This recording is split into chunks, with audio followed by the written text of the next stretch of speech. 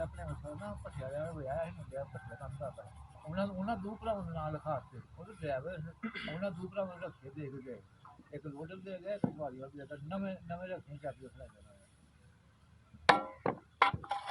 ਆਪਾਂ ਫਿਰ ਉਹਨਾਂ ਦਾ ਫਸਲ ਲੈਣੀ ਵੱਡੇ ਪੈਸੇ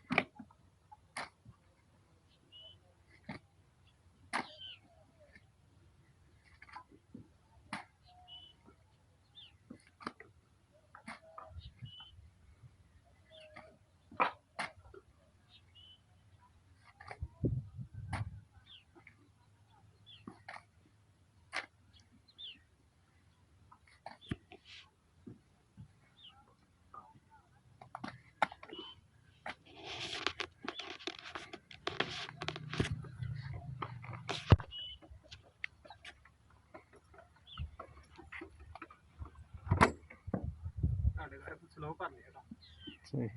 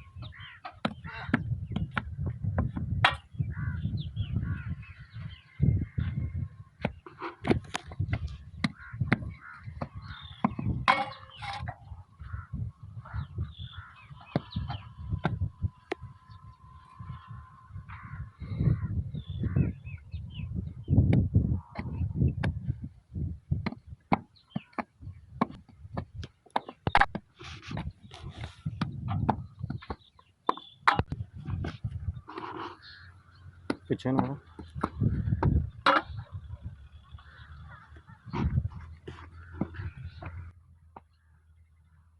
ਪਿੱਛੇ ਪਿੱਛੇ ਪਿੱਛੇ